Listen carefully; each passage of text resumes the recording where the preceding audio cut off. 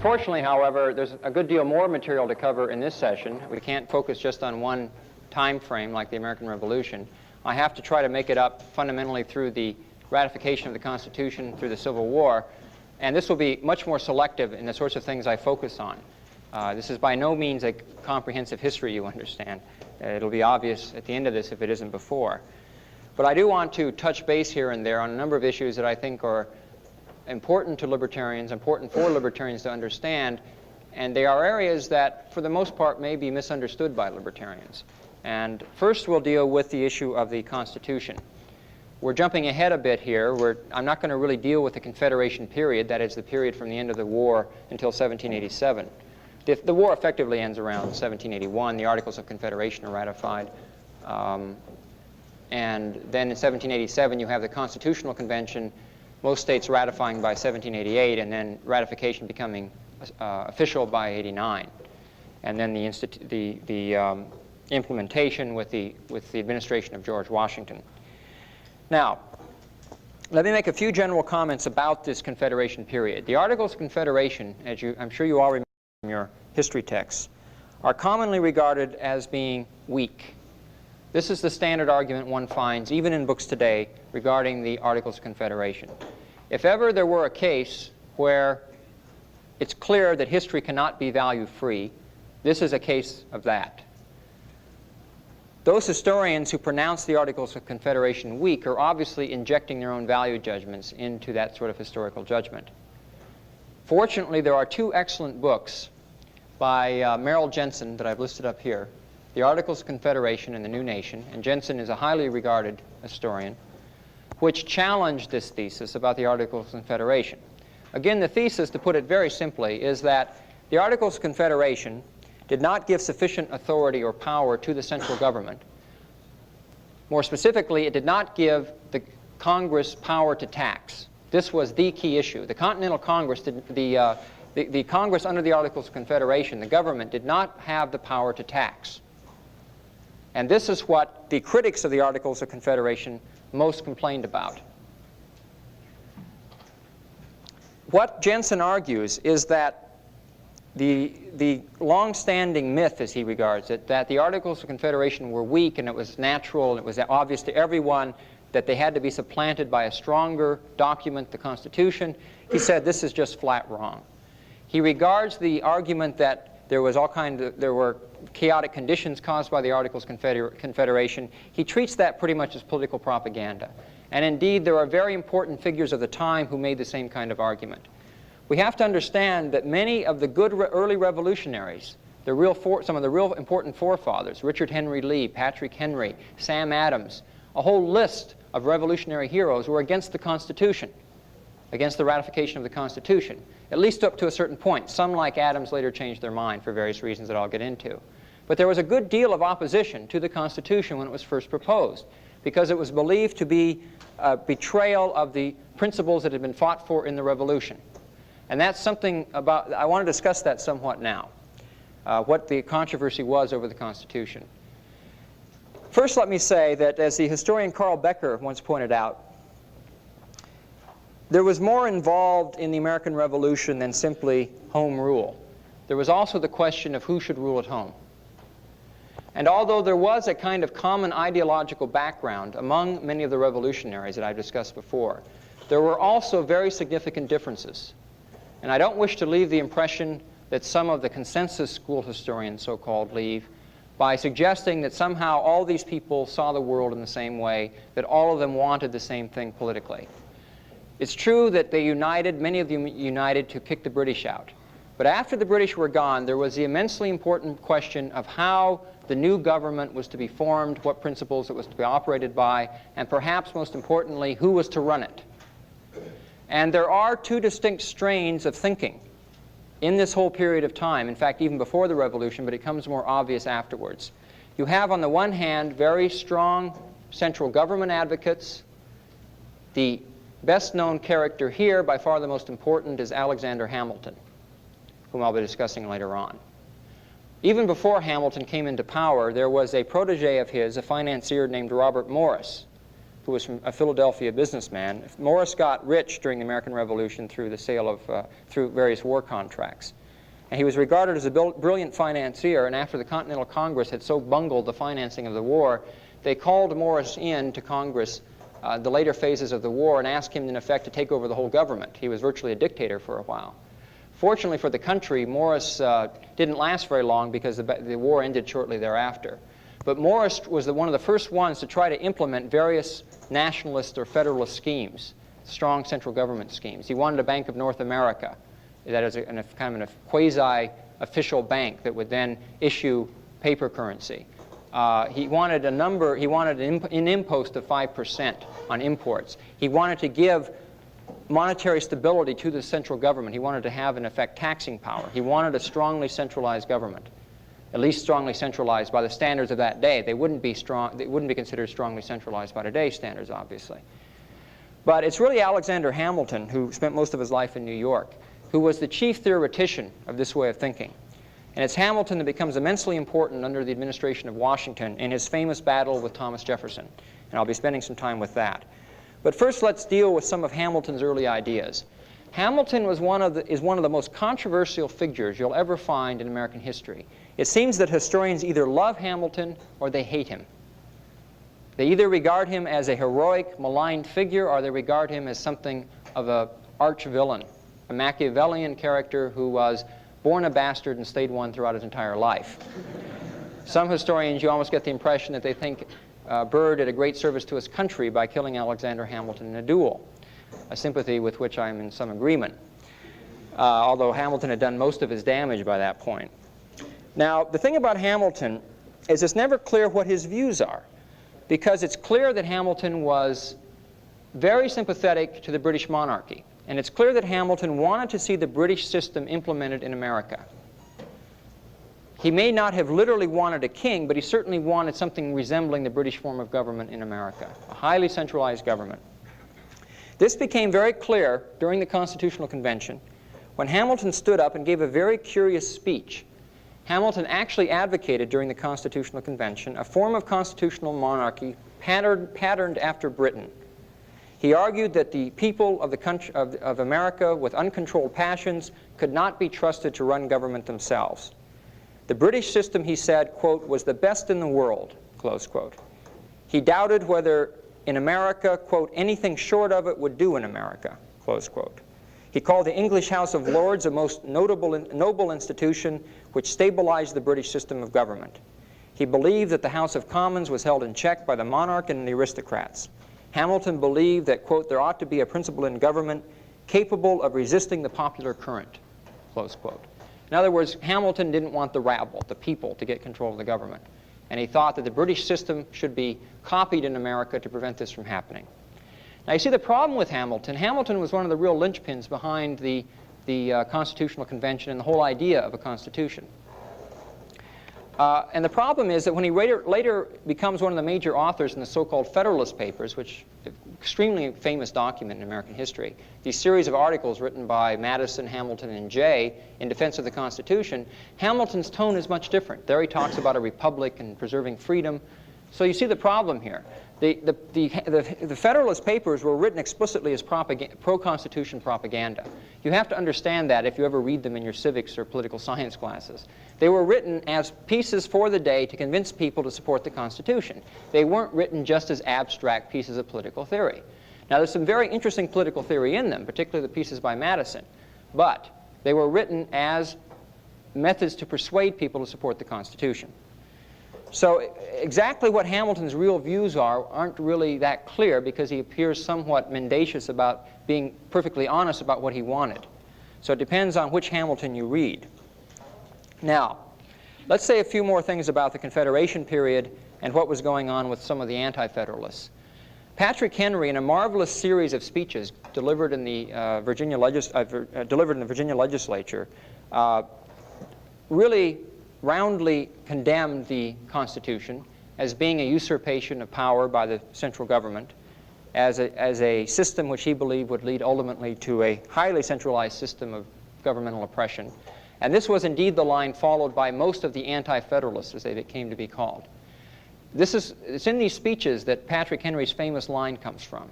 "I smelt a rat." That was how he expressed his concern about what was behind the push for a constitution, behind the Constitution. Now, in terms of some sources on the Anti-Federalists, the opponents of the Constitution, the best scholarly account is Jackson Turner Main's The Anti-Federalists, a very good scholarly account of the Anti-Federalist movement, those opposed to the Constitution. There are two anthologies. Cecilia Kenyon, The Anti-Federalists, is a one-volume paperback anthology, a selection of writings. In the last couple of years, the University of Chicago Press, edited by Storing, produced a marvelous definitive edition of the Anti-Federalist writings called The Complete Anti-Federalist. It's in something like 7 volumes. And it's a marvelously edited reference set. It's a virtually complete collection of all the Anti-Federalist writings. Now, the Anti-Federalists included, as I said, many of the notable revolutionary characters. And they really thought that the Constitution was a step away from the Principles of 76, as they were called. They thought this for a number of reasons. Aside from the obvious things like having too much central authority in the government, not wanting to give the federal government taxing power, they also thought that it betrayed some of the fundamental insights and principles of radical Republican thinking up to that point. One of these was the belief, almost universally shared by every thinker up to the time of the Revolution, that free societies, republics, necessarily had to be highly decentralized and in fact could exist only over a small geographical area. That if you tried to extend a republic out over a large landmass, it would inevitably become corrupt and it would decay into tyranny. Now, this idea of the corruption and decay of republics was a constant theme in the writing of these people. They were searching history all of the time to try to figure out why it was that certain republics, like the Roman Republic, the Venetian Republic, the Denmark Republic later on, why these republics started out fairly well and then degenerated into tyranny. And they derived certain principles which they thought were necessary to preserve freedom once it had been acquired. And one of these was not to extend the government out over a very large landmass. The thinking behind this was actually rather simple. It was argued that in order to keep a check, in order to keep reign on your representatives, there had to be a fairly small ratio of representative to constituent population. In other words, you couldn't have one representative for every 50,000 constituents because there's no realistic sense of representation there. You had to have a much closer sense of representation. Also, the representative had to be from a community where social sanctions could be brought to bear. That is, if the people didn't like how he was behaving, he would more or less pay for it in the community he was from. But if you extend that out and if you make the representation much more diffuse, then there's not that sense of community. There's not that sense of cultural identity in regard to the population he comes from. There were a number of ideas like this, and let me just say that it was virtually a truism that republics could exist only in highly decentralized, small geographical areas. So here you have the people advocating a central system of government over a large geographical landmass. And the Anti-Federalists thought this went against every principle they ever believed in. Plus, they saw the writing on the wall. They saw the Hamiltonians behind the system, and they knew that they were in for a lot of trouble, which indeed they were. Now, if you read some of Madison's famous writings in the Federalist, you'll find that there's a total reversal in this ideology. One of Madison's famous Federalist papers actually reverses the argument and argues that, in fact, republics are better secured in a large geographical landmass. This is one of the curious twists of theory that occurs in order to justify the Constitution. Basically, the argument he used was that over a larger geographical landmass with a more diffuse representation, the better people come to the top. The better people get elected to government. Whereas in localized elections, you tend to get real incompetence in office. Now, if you can believe this, it's hard to believe that today, that these people really believe that we get the best people in office, but that at least was the argument that was used. I won't say much more about the Anti-Federalists, except to give you a more of a sense of what actually went on in the battles in the various state legislatures to ratify the Constitution. It's estimated by historians that probably more than half of the American population opposed the Constitution. However, the Federalists had distinct advantages. They were located in the cosmopolitan cities, the seaport towns like New York and Philadelphia. They were well organized. They controlled a good deal of the press. And the Federalists realized that in order to put through their program of quick ratification, they required something on the order of a blitzkrieg. That is, they had to get it ratified. They had to get the state conventions called very quickly for ratification before the opposition had a chance to organize. Most of the anti-federalist opposition came from the farmers, from the people out in the countryside, the people who were not organized in closely knit communities in cities. And they realized that if they delayed too long the ratification, that these people would be able to get an effective anti-constitution movement going. So key, essential to the Federalist Blitzkrieg was to move as fast as possible. And this comes out through all of the campaigns they launched the various states to effect ratification. I should mention that the ratification of the Constitution was essentially illegal. The Articles of Confederation stated very clearly that in order to amend or change the Articles of Confederation, ratification by all 13 states was required. However, the Constitution said, and remember when they first convened to change the Articles of Confederation, they were not empowered to form a new Constitution, only to amend the Articles. But the Constitution said, in explicit contradiction to those provisions, that only 9 of the 13 states were required for ratification. So that right away made it very suspect, and this was pointed out, by the way, by the Anti-Federalists, that it was an illegal document by the terms of the articles. Now, let me give you a couple examples of how, these are more anecdotal things, they don't tell you much about the overall picture, but as to how the Federalists tended to work to get our glorious Constitution in place. One state that really wasn't much of a question because it was clearly pro-Federalist was Pennsylvania. But there was an interesting incident in the Pennsylvania legislature that might show you something more of the flavor of what was going on here. This had to do with when the Constitution was first rushed out, and it was hoped that the state legislatures would call for ratifying conventions within their states very quickly, as soon as possible. But the problem was that the Constitution, the copy of the Constitution, was hitting the Pennsylvania legislature literally on the day before it was supposed to disband for the rest of the year. So the problem was, how could the supporters of the Constitution in the Pennsylvania legislature get this ratification Constitution pushed through extremely quickly? They had to do it very fast. Well, it turns out that there was a minority of anti-federalists in the Pennsylvania legislature. They were the radicals. They didn't have enough to stop the thing from going through. They couldn't stop a constitutional ratification procedure from being adopted. But they did have enough to prevent a quorum. They could leave the floor until the legislature expired and thereby prevent a quorum and thereby prevent a vote from taking place, thereby preventing, thereby allowing the anti-federalist time to organize. Well, what happened? Well, on the final day of the Pennsylvania legislature, you see, the day before, the radicals had gone out to somebody's house and they sat around and drank beer, so they didn't have a quorum and they couldn't conduct business. On the final day, a Federalist mob, headed by a Captain John Berry, went to where the anti-federalists were staying. They went to this house they were staying in. Now, most of the delinquent legislators managed to escape, but Berry and his mob collared 2, and it turns out that the legislature was only short 2 of a quorum. These 2 men were James McCalmont and Jacob Miley, and they were enough for a quorum, so they were physically dragged back into the State House, pushed into the assembly room, and the exit was barred.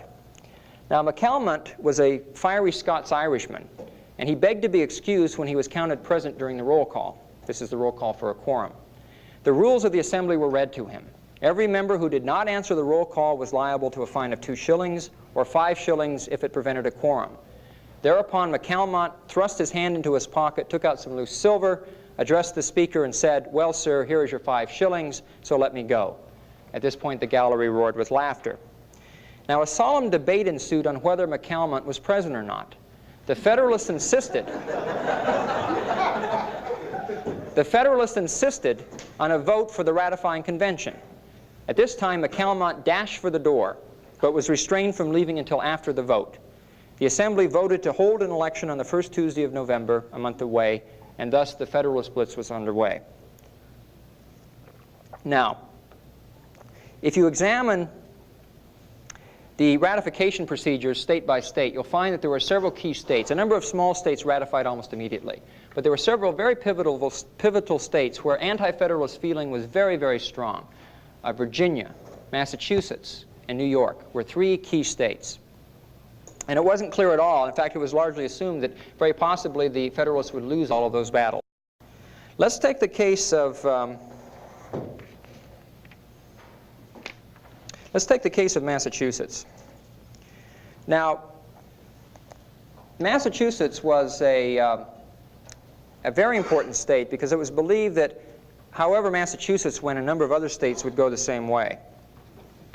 Now, the Federalists attempted to pack the convention, and they sometimes resorted to trickery to do this. For example, the Federalists published a report that John Bacon, who was a popular anti-Federalist from Berkshire County, had been won over to the Federalist cause.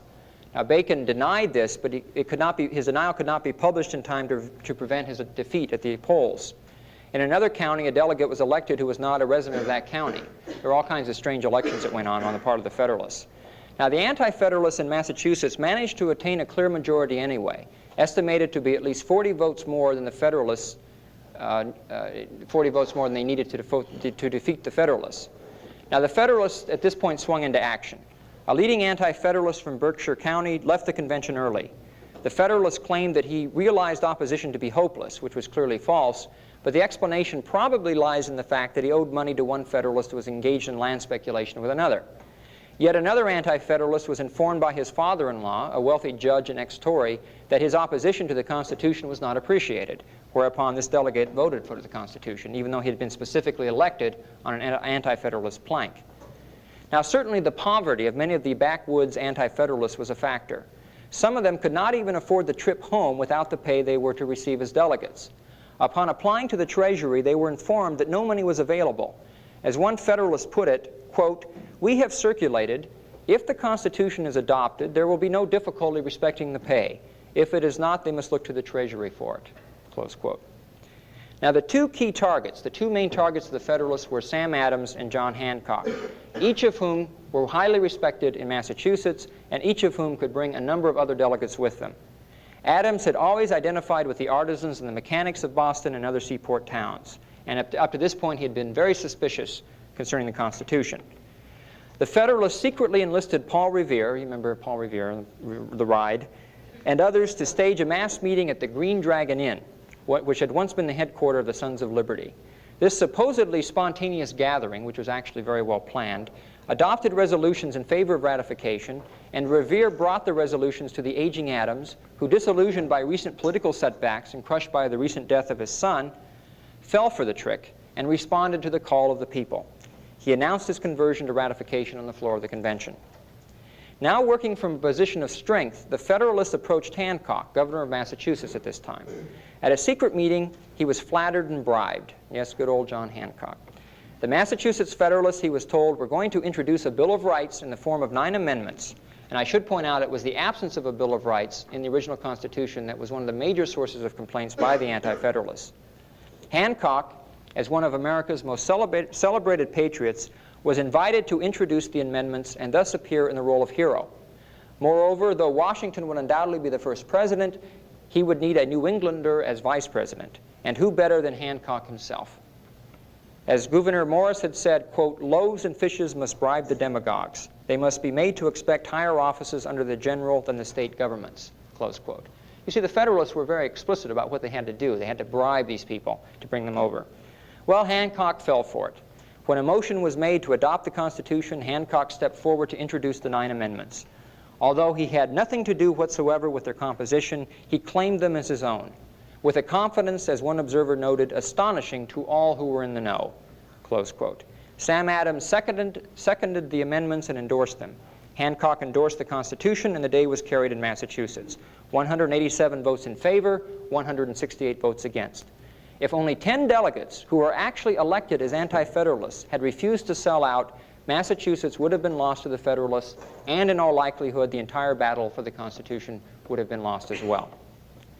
Now, Virginia was another key state, which I don't really have time to go through. New York was another key state. But I suggest that you read something like the main book to get a realistic assessment of the politics involved, because it was politics as usual. It was not some sort of grand humanitarian movement for a constitution that was unanimously agreed to. It was a very, very bitter political fight.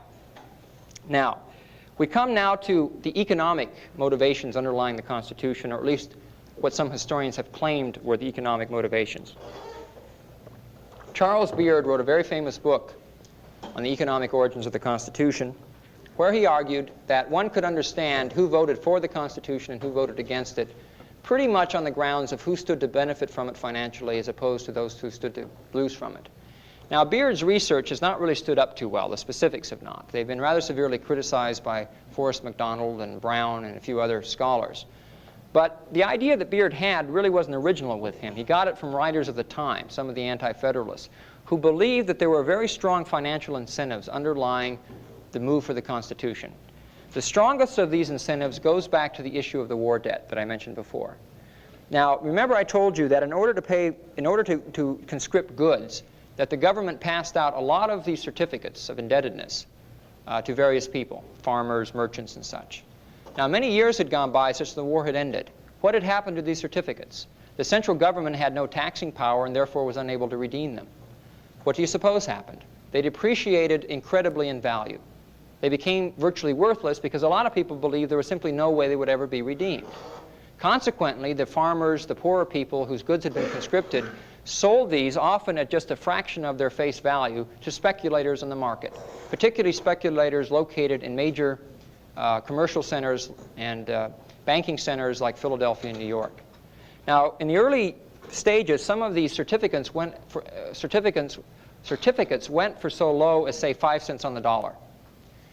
Okay, here you have Alexander Hamilton and the other Federalists, the big money types, the pro-banking types, pushing for a constitution. Well, what do you suppose is going to happen under this constitution? The federal government will get taxing power.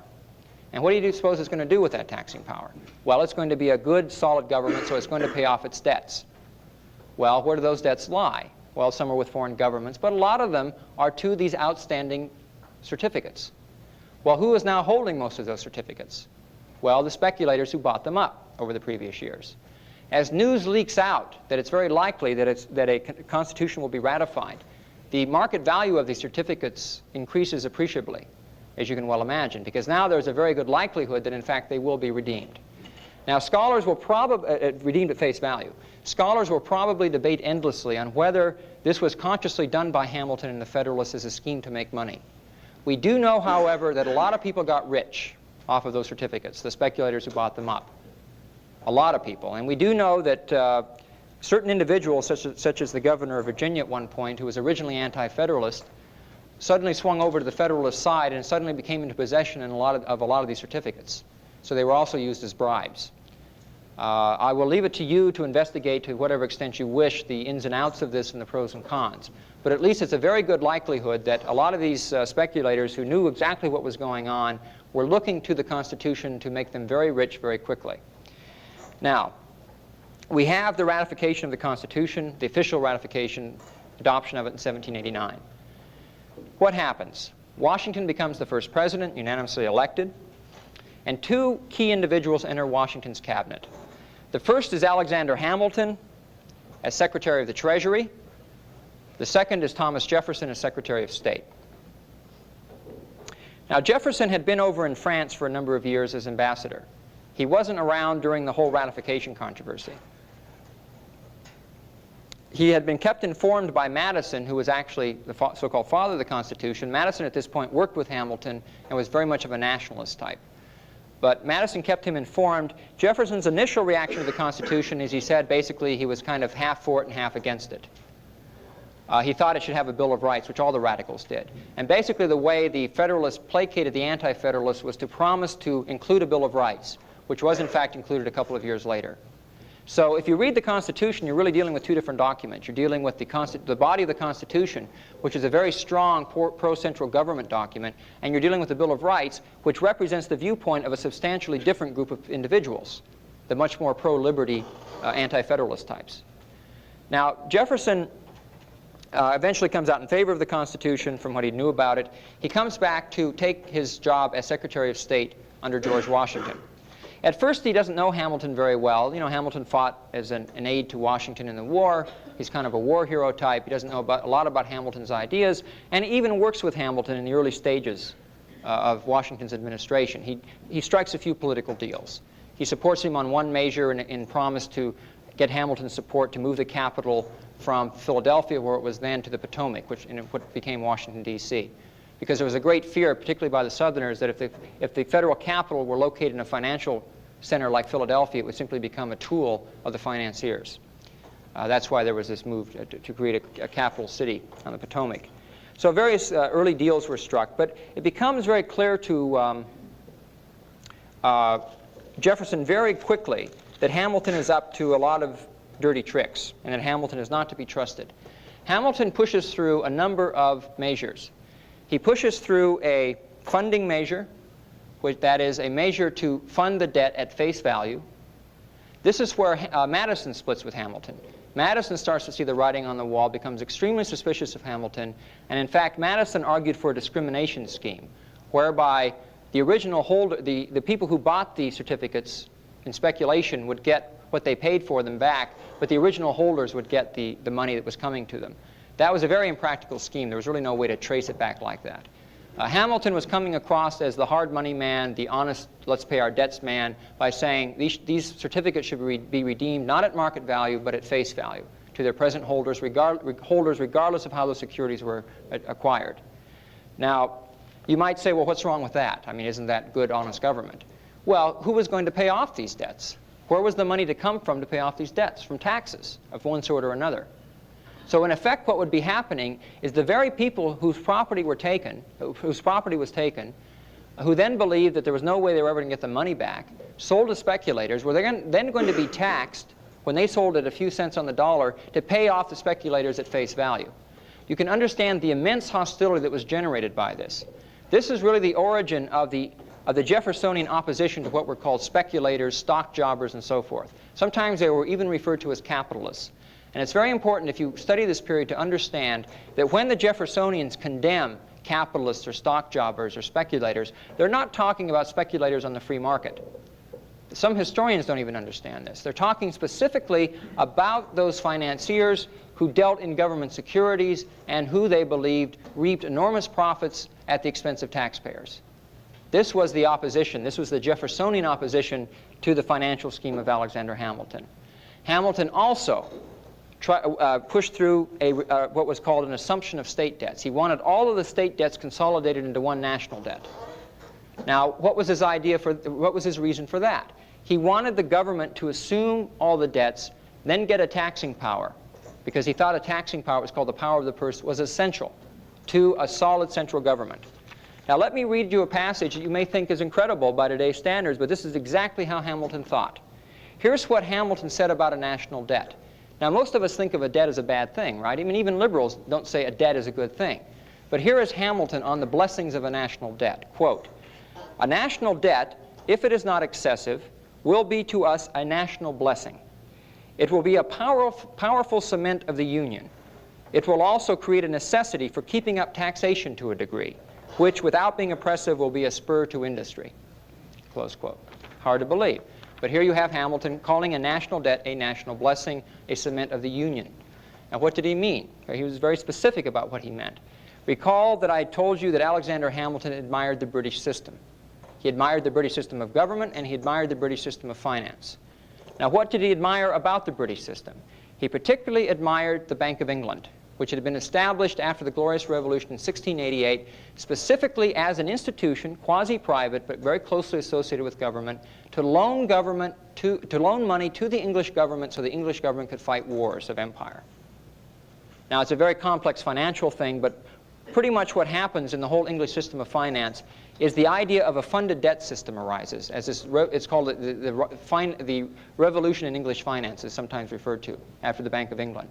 A funded debt system was basically a method where the government would borrow money from, say, the Bank of England, and then would pay interest on the money, pay interest on the loan, but in effect would not pay off the principal, if it ever, or maybe for a long time to come. And it would guarantee the payment of the interest by tying it to specific taxes in the future.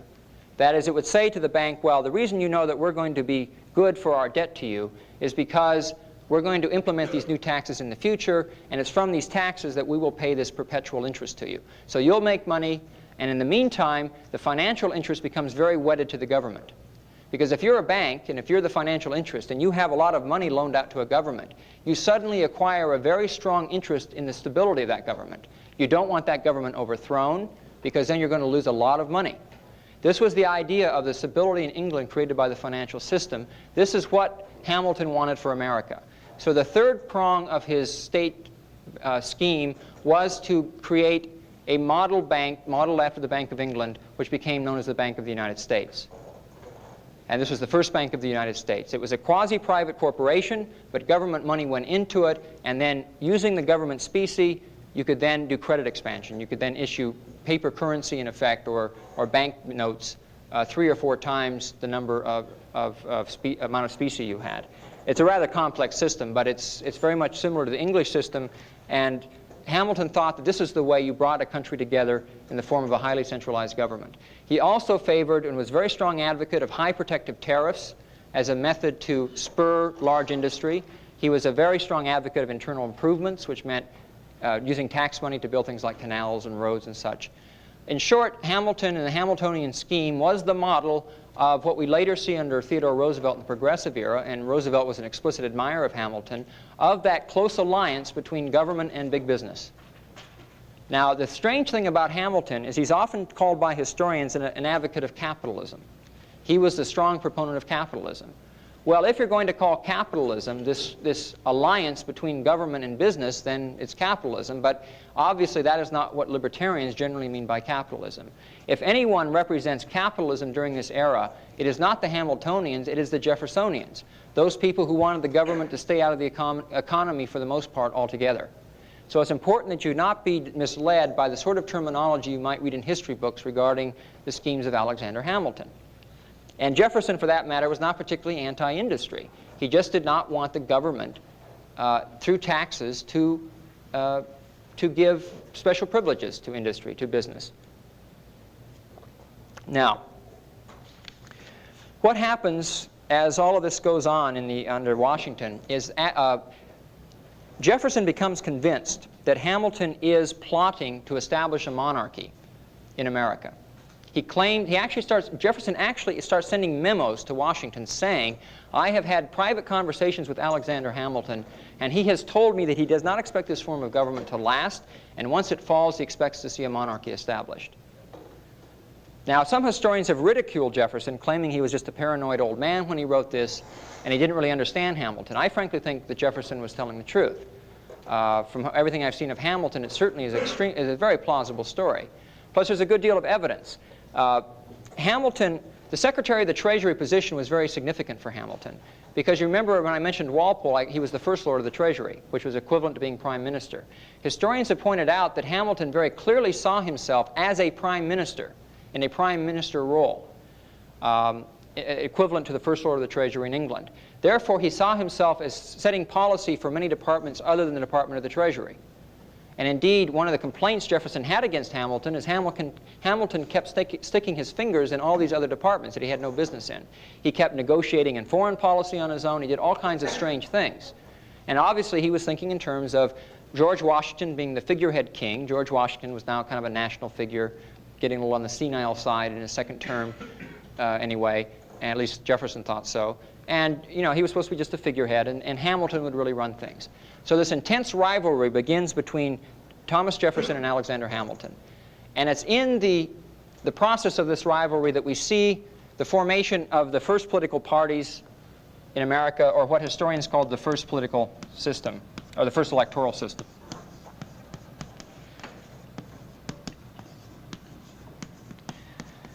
And what we have are the strong Hamiltonian types who were known as, to this day, were known as Federalists, versus the Jeffersonians, which were known as Republicans. Now, I should mention that neither the Federalists nor the Jeffersonians really had a theory of parties in a government. They were both against parties. They believed that parties were factions and that factions were destructive of a Republican government. This is rather a long story in itself. I won't go into it. There was really not a concept of legitimate opposition parties. Parties were seen as potential revolutionary cliques that were dangerous.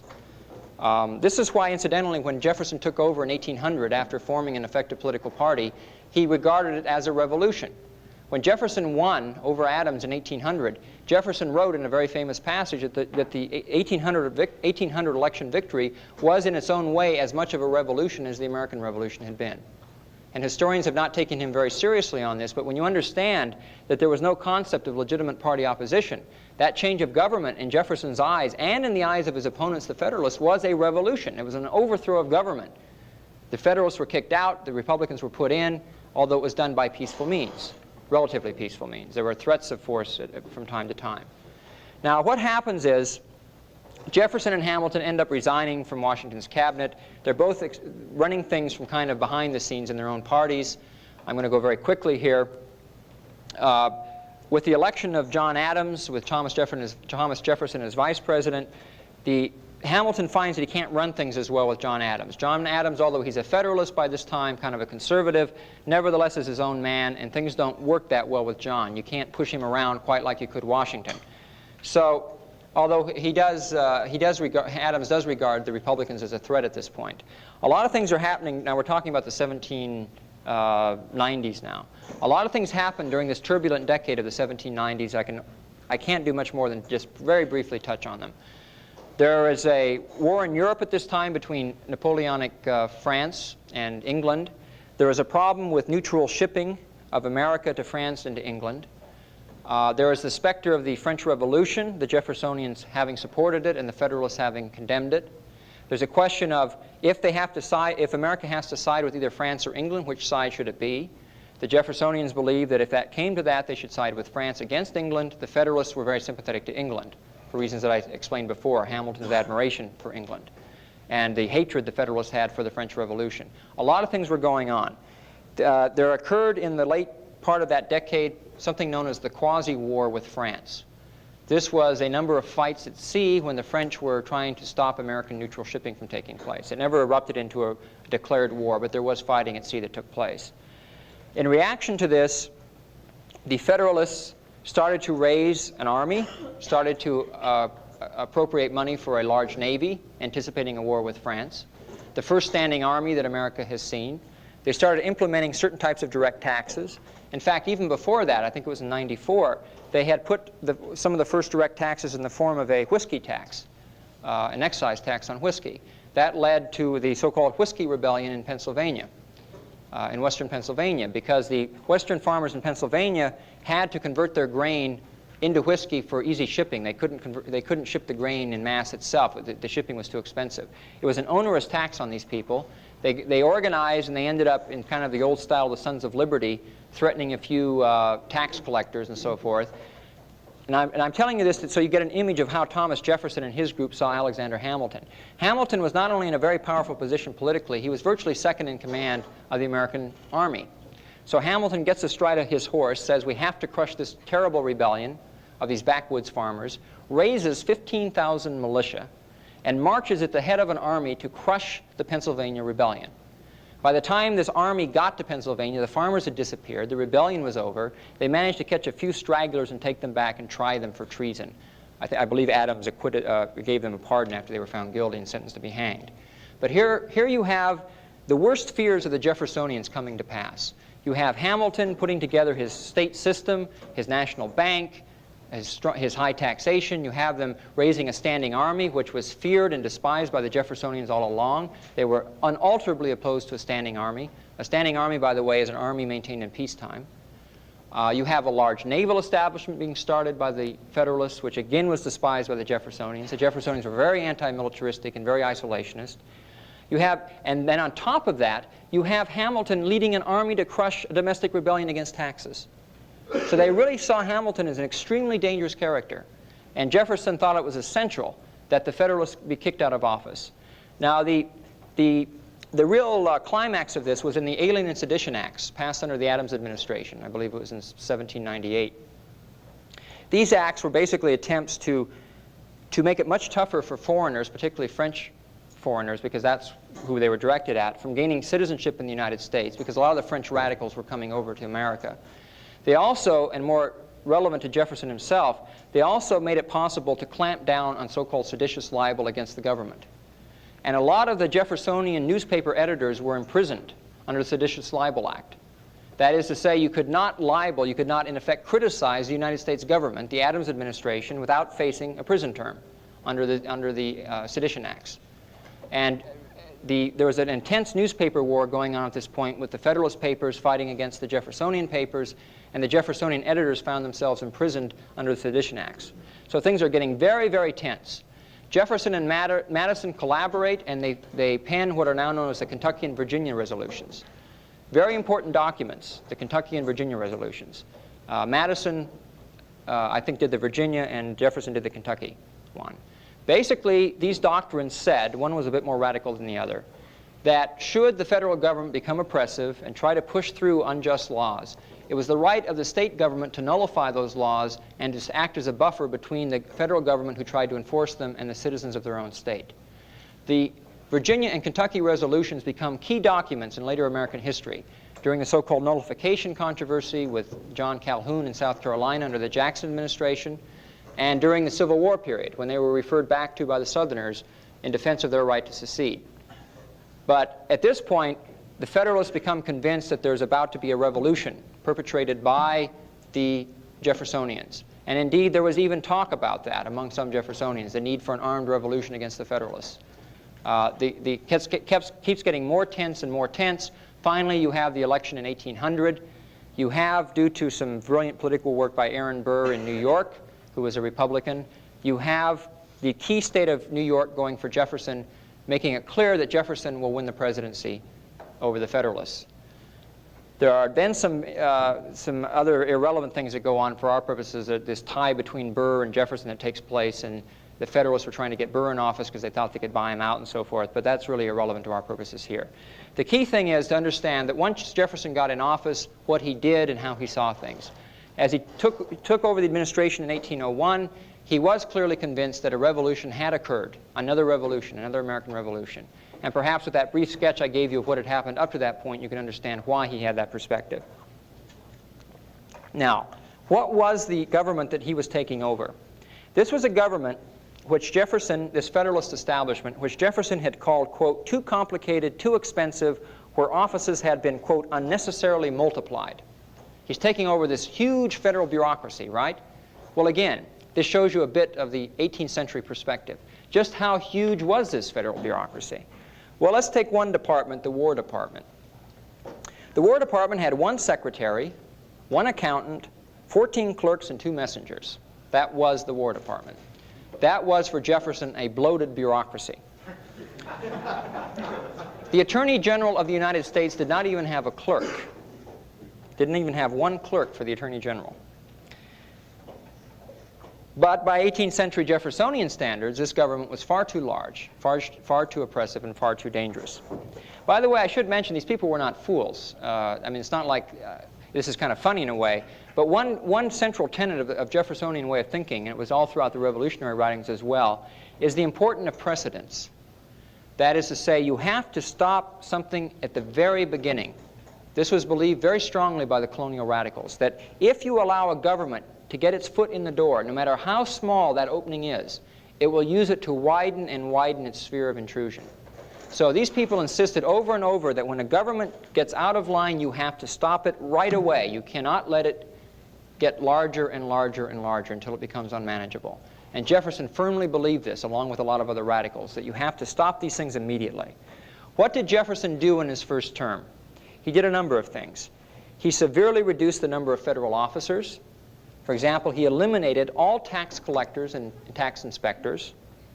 He eliminated all taxes that had been put in place by the Federalists. There were no taxes anymore. There were only customs duties, which were a form of indirect taxation.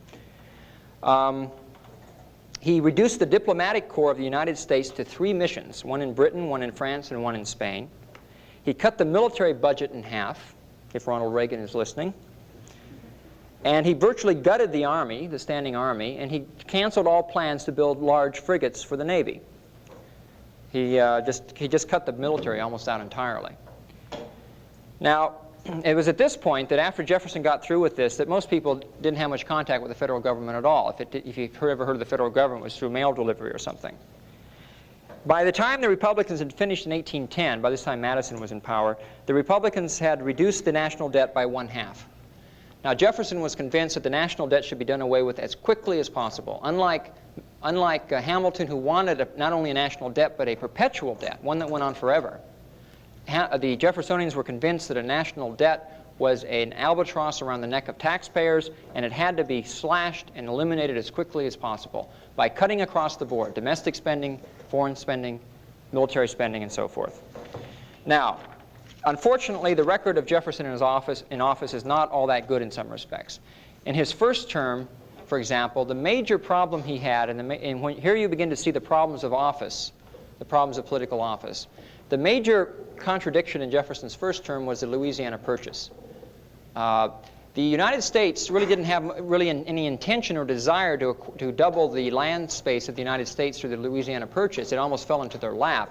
Their main concern was that when Spain turned over Louisiana territory to France, that the shipping rights, the navigation rights down the Mississippi, ending out to the sea, that these rights not be in any way impinged upon. And in other words, the port of New Orleans had to be kept clear, because the shipping was very important, obviously, to the merchants and farmers in that part of the country. The Mississippi was. But it turns out through a series of circumstances that France wanted to get rid of that territory, and America bought it for relatively little money. But Jefferson realized that he had no constitutional authority to do this. And basically, he just blinked. He just said, well, it's not constitutional, but he thought it was a good thing to do, so he did it anyway. So there you have a strict constructionist, in effect, simply ignoring the Constitution when he thought it was necessary to do so. Now, in Jefferson's second term, unfortunately, he becomes even worse. For good motives in a sense, but with disastrous results.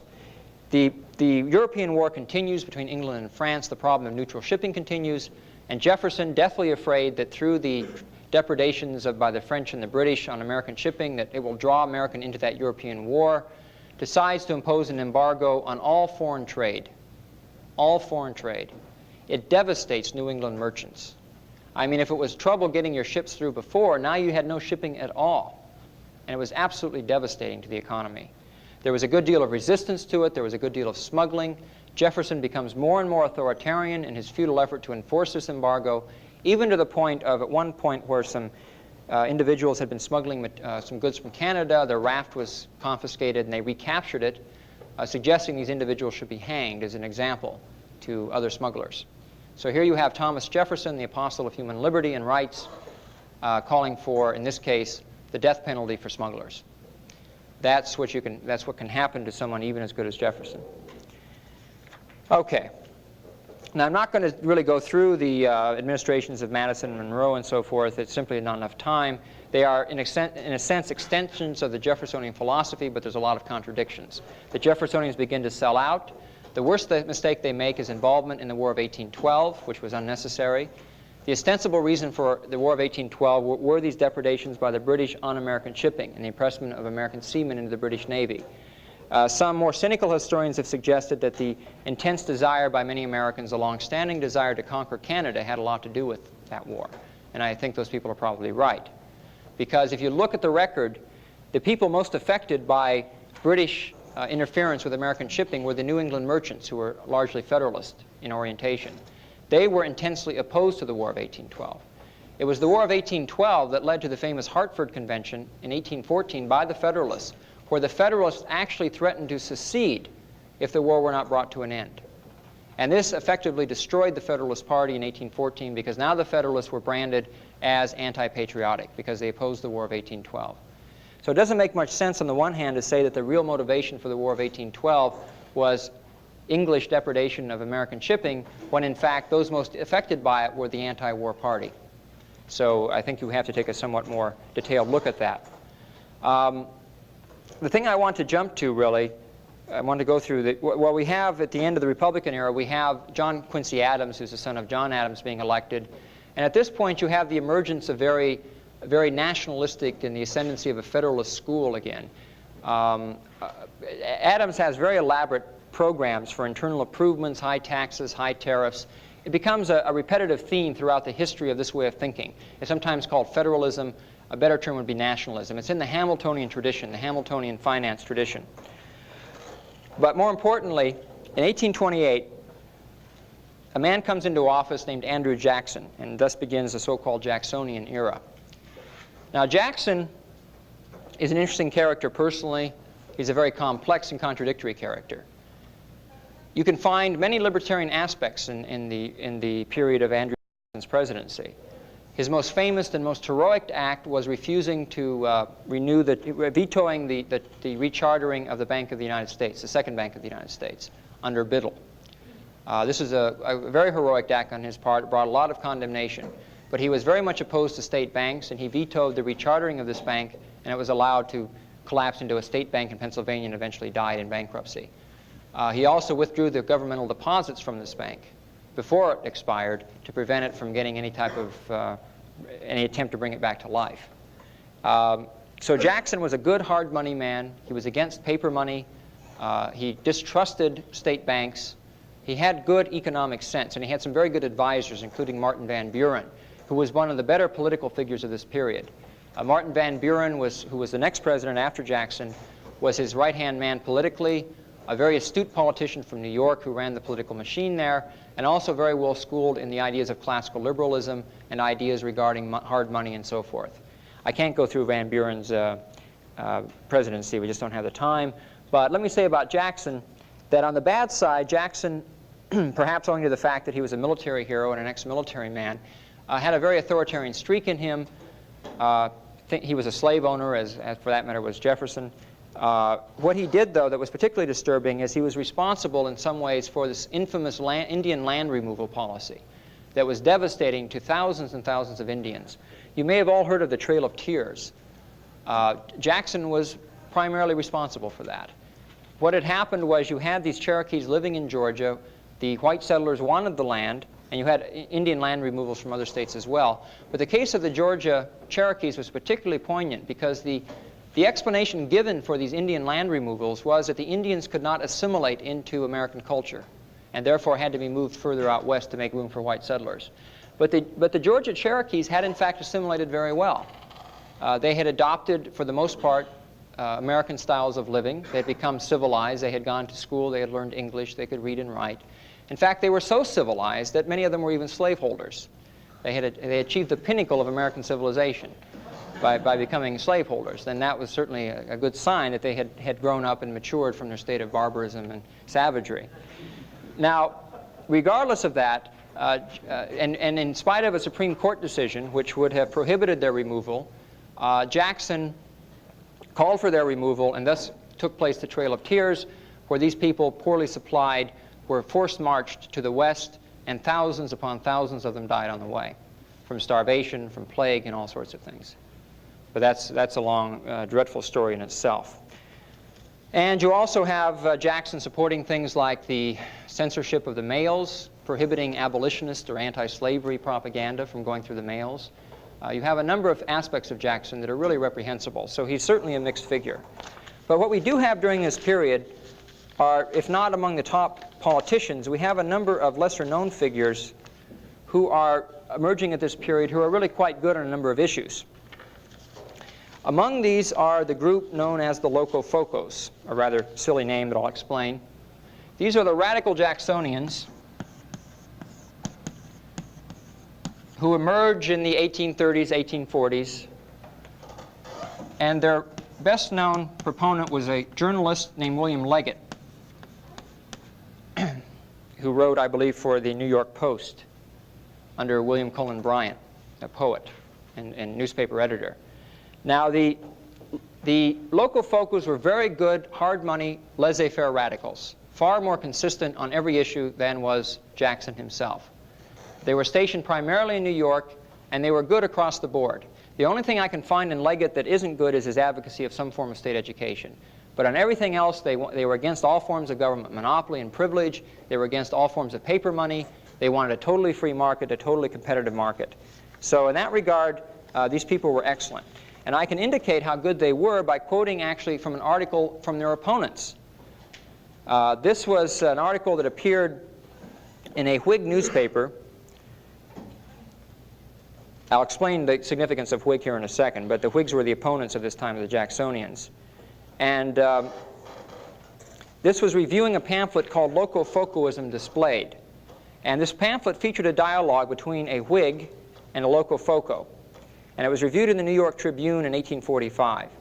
To the Whigs' question, quote, "Then I suppose, of course, you think that all legislation for morality alone is useless," the locofocal replies, quote, "Not only that, but that all legislation having any other object but the protection of rights is not only injurious to morality, but is in itself immoral and wicked," close quote. So here in the mouth of a locofocal, we have a very clear statement that any legislation, except for the protection of individual rights, is itself immoral and wicked. Now, the Tribune, representing the big government position of the Hamiltonians, now in the form of the Whig Party, replied, quote, "Governments have no rights and duties beyond the prevention and punishment of palpable invasions." They're characterizing, I'm sorry, the locofocal position.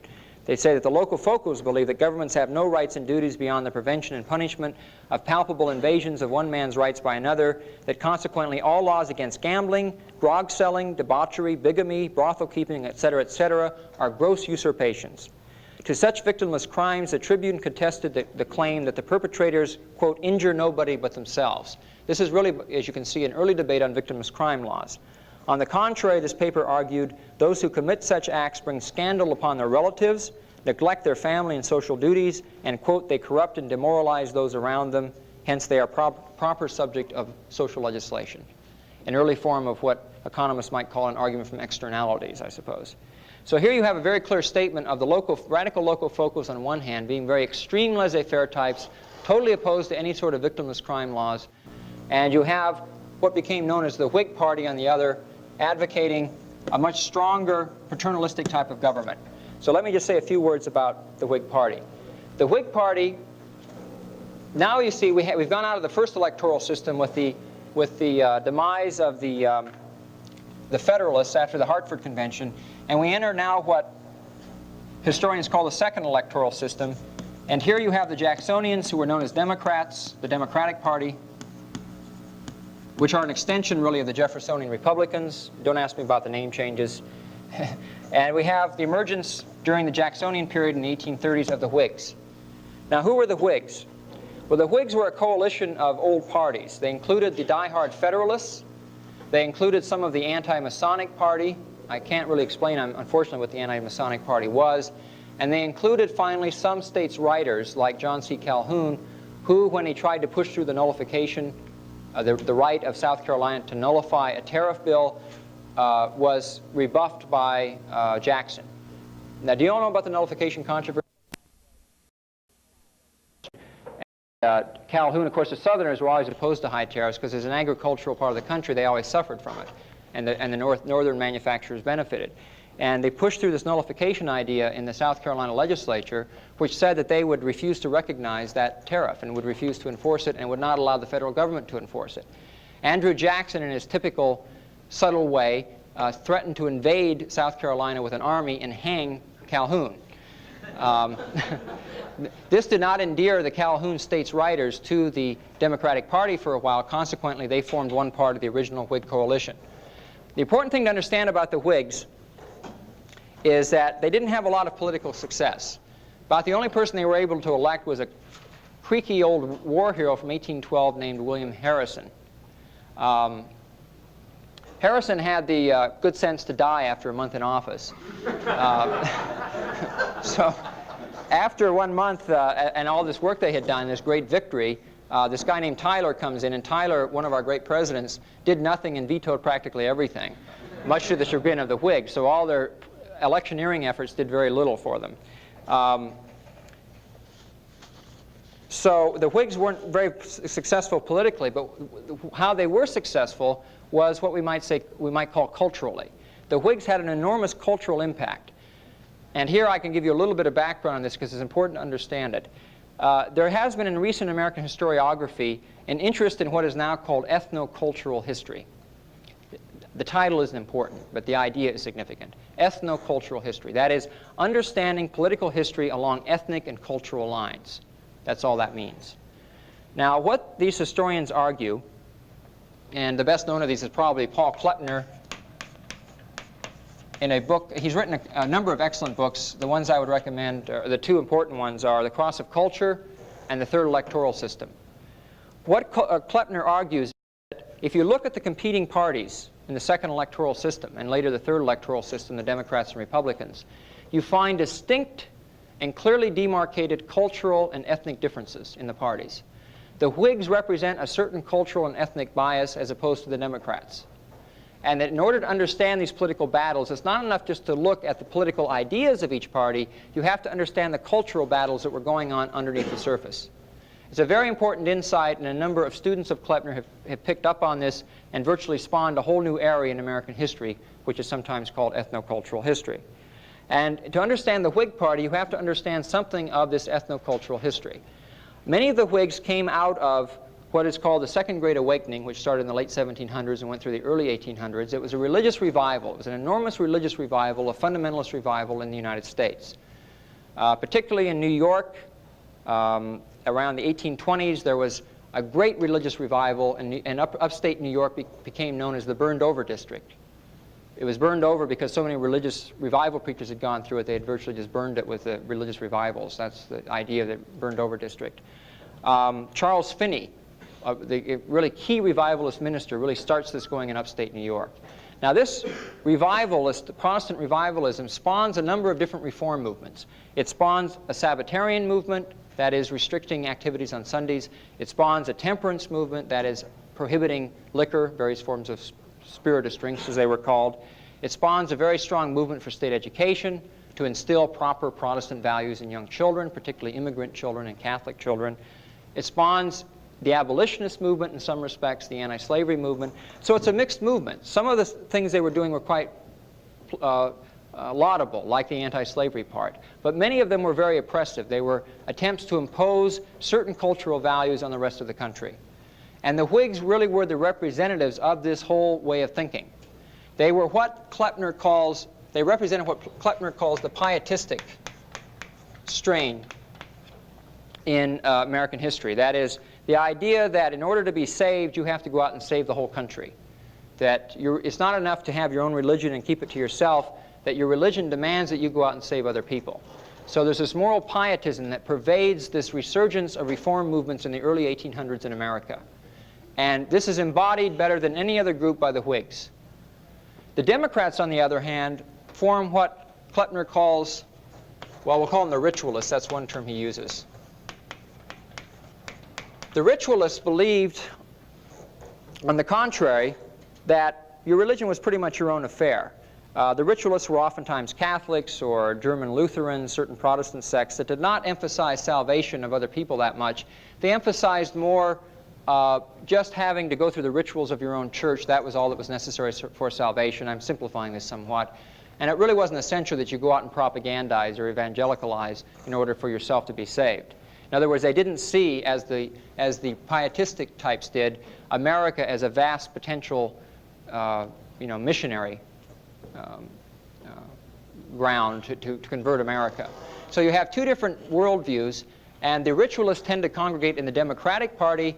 The pietistic types tend to congregate in the Whig Party. As the Whigs die out later on, and the Republican Party is formed in the 1850s, the Republican Party then becomes the party of the pietists. Now, it's important that you understand, because of the Democrat-Republican split today, that in the 19th century, when the Republicans get going in the 1850s, the Republicans are the big government party. It's crucial that you understand this.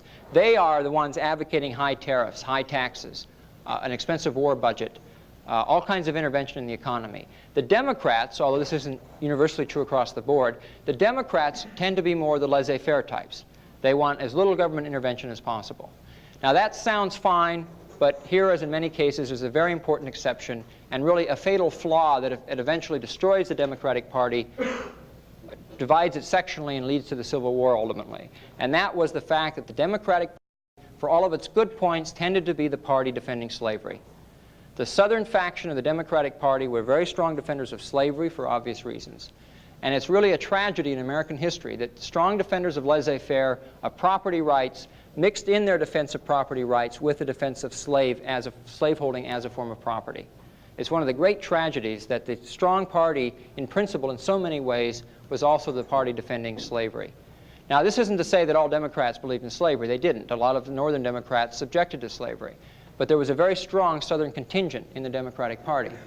In fact, what held the country together as long as it did, and because of the sectional strains, because of the slavery controversy, is the fact that the Democratic Party enjoyed bisectional support.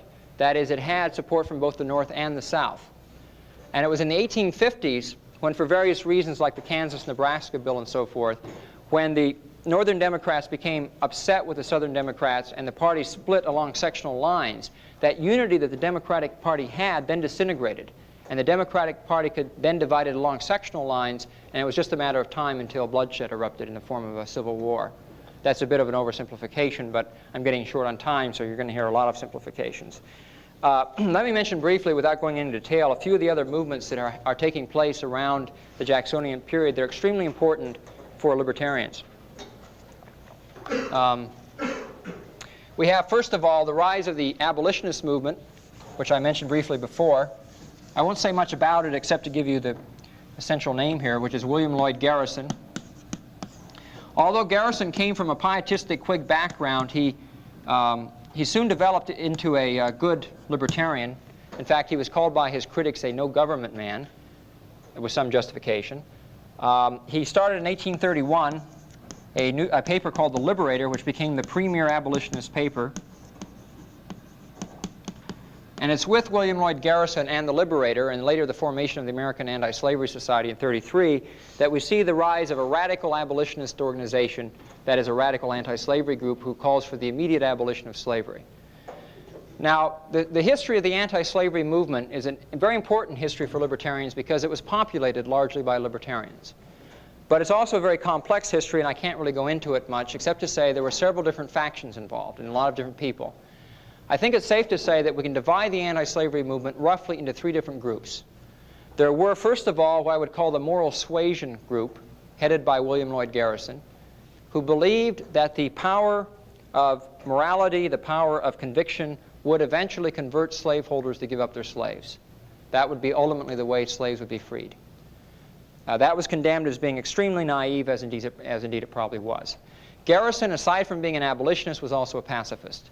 He was one of the founders of the New England Non-Resistance League, and he did not believe in the right of violent self-defense. Therefore, he believed it was wrong to incite slaves to rebel. He thought it was wrong to use force even in legitimate self-defense. That did not allow him, therefore, to align with other abolitionists, and this would be the second major group, which advocated some form of slave insurrection. Now, there are a number of people involved in that way of thinking. The best known to libertarians, in fact, I think you had a reading by him, is Lysander Spooner, who was a very important figure in the abolitionist movement, widely read and respected. Spooner did not go along with Garrison on a lot of things. He believed in the right of self-defense, of violent self-defense. In fact, Spooner's idea of a way of liberating slaves was to foment slave insurrection in the South. Now, you've all heard of John Brown's raid, I think, in 1859 on the armory at Harper's Ferry. It's widely believed, although it's hard to prove it down to the nth degree, that Lysander Spooner provided the inspiration for John Brown's raid.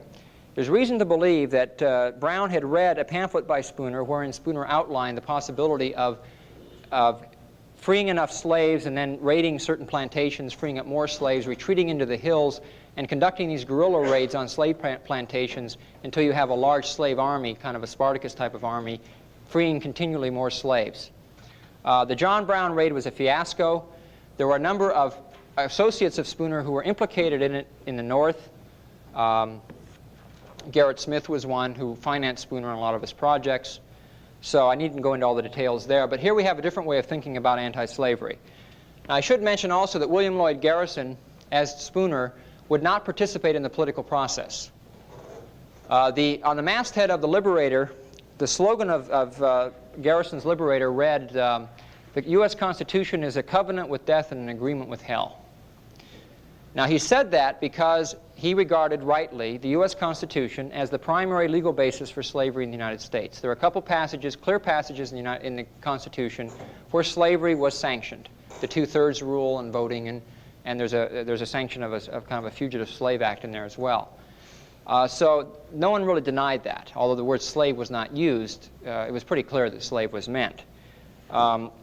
Spooner later hatched a very elaborate technical argument, arguing from the fact that slave was never mentioned in the Constitution to argue that slavery was in fact unconstitutional. But I don't think he ever convinced anyone, because everyone knew that it was. But anyway, that left the possibility for a third group of agitators, and this is what we might call political anti-slavery. There was a split from the Garrisonians led by certain groups, for example, Lewis and Arthur Tappan in New York in the 30s. They were financiers of some of these radical anti-slavery movements. There were a lot of people who became disillusioned with the moral suasion argument, and they believed that the way to end slavery was through legislative means. And these people then formed, in the late 30s, the Liberty Party, which was an explicitly abolitionist political party. In 1840, they ran a man named James Birney on the Liberty Party ticket. They got precisely nowhere. The Liberty Party folded very quickly. It was politically ineffectual. Later, some of the refugees from the Liberty Party formed part of a coalition in something which became known as the Free Soil Party. The Free Soil Party, which emerged in the 40s, was somewhat more effective in that it could not win elections, but it could, by withholding or voting for some character, possibly sway elections somewhat. Now, I should mention that the Free Soil Party was not an abolitionist party. Had they been an abolitionist party, they couldn't have gotten as many supporters as they did.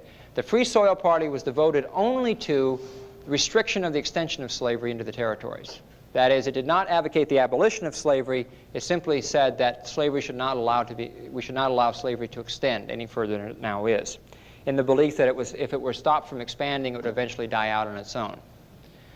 Okay, that is pretty much all I can say about the abolitionist movement. Let me mention a couple other characters very quickly. I won't write their names on the board. Very significant for libertarians, but again little known, is a man named George Henry Evans, who was writing primarily in the 30s and the 40s. And Evans put out a paper called The Working Man's Advocate.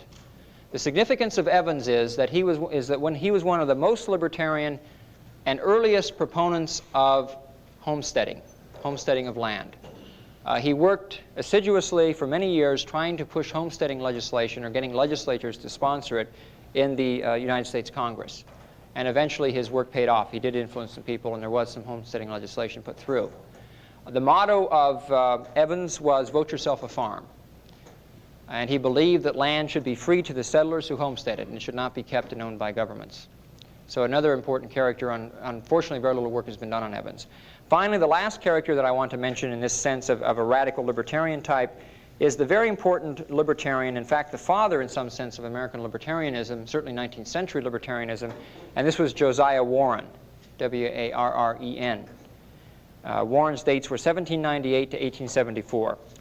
I won't spend much time on Warren either, except to say that he was initially involved in some of these communitarian experiments, especially the English socialist Robert Owen set up one of these utopian communities in America called New Harmony, that you may have heard of. Warren was an early participant in that, but became disgusted with it because it was so collectivist. And he set out to set up his own utopian communities based on a principle he called self-sovereignty, the absolute self-sovereignty of the individual. Now, I can't go through the whole history of the things he set up. He founded a number of different communities, and some of them were quite successful. But there are some rather endearing things he had to say, if I can find them here.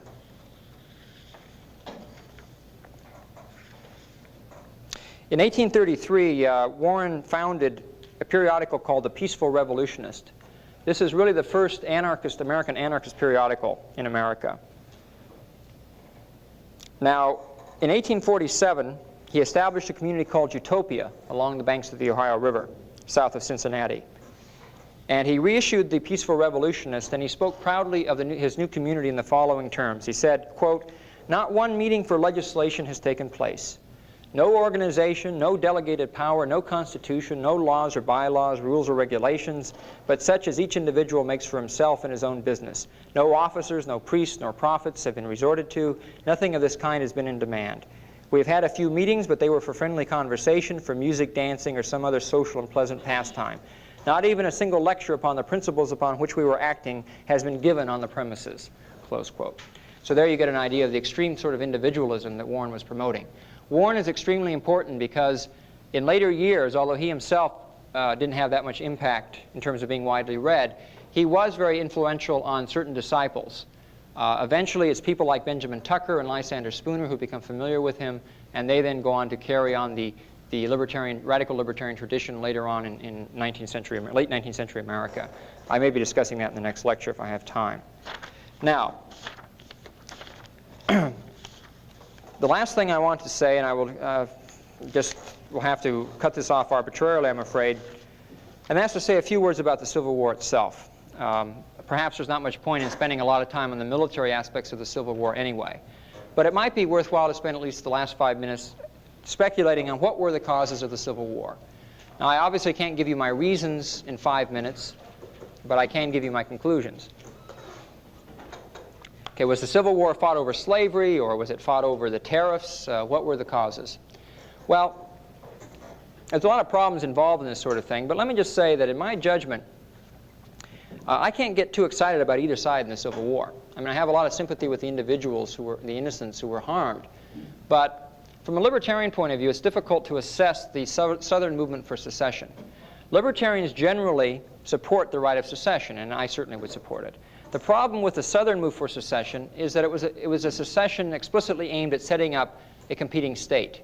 That is, they simply wanted to set up their own state. The Confederacy did not admit the right of individuals to secede, or did not admit the right of smaller political units within itself to secede. So I don't think we should be overly sentimental, those libertarians who like to talk about secession, in defending the Confederacy just because it happened to be the seceding state. And although there certainly were injustices committed against the South in the form of tariffs and such, nevertheless, many of the seceders, many of the fire eaters as they were called, were very hopped up about the issue of slavery, and there's no question that from their point of view, they were protecting the institution of slavery. But that's not to say that was the Northern motive, or that was the real reason that, for example, that Lincoln wanted to get involved in the war. I don't have a lot of time to give you a lot of quotes from Lincoln, but let me just say that Lincoln made it very clear that the issue in the war was nationalism. It was to deny the right of secession. It was not the issue of slavery. This was explicitly stated by Lincoln on many, many occasions, and no serious historian anymore really wants to argue that Lincoln got us into the Civil War to free the slaves. That it just borders on balderdash. The Emancipation Proclamation, let me remind you, was not even issued to a good year and a half or so until after we were in the war. It did not take effect until about 2 years after. And for those of you who don't realize this, the Emancipation Proclamation did not free the slaves. It freed the slaves in the southern rebel states. There were in the Union 5 slaveholding states. Missouri, for example, was one of them. There were 5 slaveholding states in the Union. The Emancipation Proclamation did not free the slaves in those Union states. The reason for giving the proclamation in advance, a preliminary proclamation, was to give those southern states who wished a chance to rejoin the Union with the guarantee that were they to rejoin the Union, they then would be allowed to retain their slaves. So for all this sort of mushy stuff you hear about the Great Emancipation Proclamation, let's not fool ourselves. Lincoln was very clear about why he issued it. He issued it precisely because he thought it was an effective war measure. In fact, in a very famous passage, which I wish I had with me, he stated very clearly that had he regarded it as furthering the war not to free the slaves, he would not have freed them. And it's only because he saw it as a war measure that, in fact, he issued the proclamation.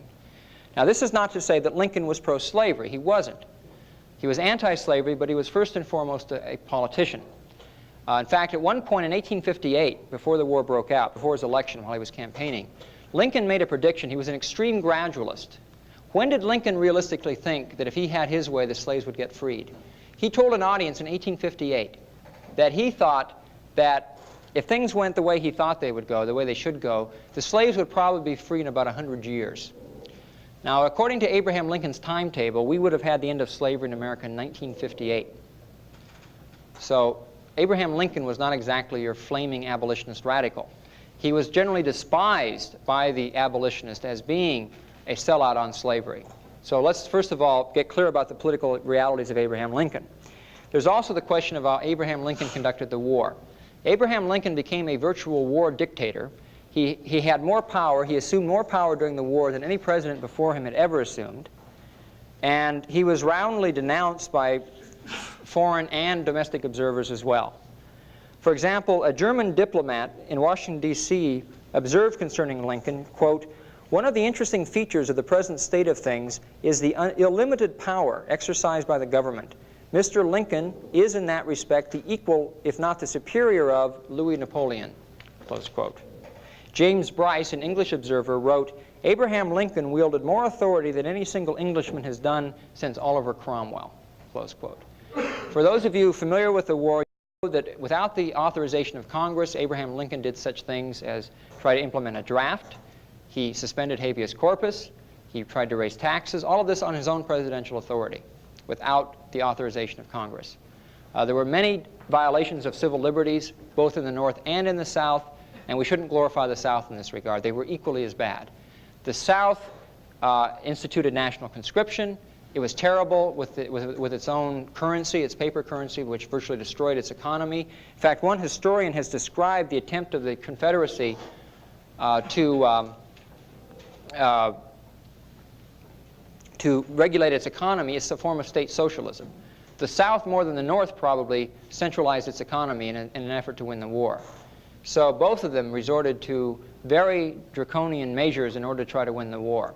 There's not much to choose among Jefferson Davis on the one hand and Abraham Lincoln on the other in that respect. It's particularly ironic in the case of the South because in some respects, excepting slavery, of course, they had stronger traditions of liberty there. Now, in terms of why the North won, well, you can go through the usual list of figures. You'll find that there were 22 million people living in the South versus 9 million in the North versus 9 million in the South. You'll find that the manufacturing capabilities of the North was greatly superior to the South. 111,000 manufacturing establishments versus 18,000 manufacturing establishments in the South. 1,300,000 workers in the North compared to 111,000 workers in the South. This goes on and on, numbers of locomotives. It's generally agreed that the South, the longer the war lasted, the less chance the South had because it would simply not be able to sustain itself. And that the Northern blockade of the South really cut it off from Europe and European trade and created severe economic difficulties. Now, well, I see we're already a little over time, so I think I may spill a little bit of this into the next lecture. So let's break for lunch then. Thank you.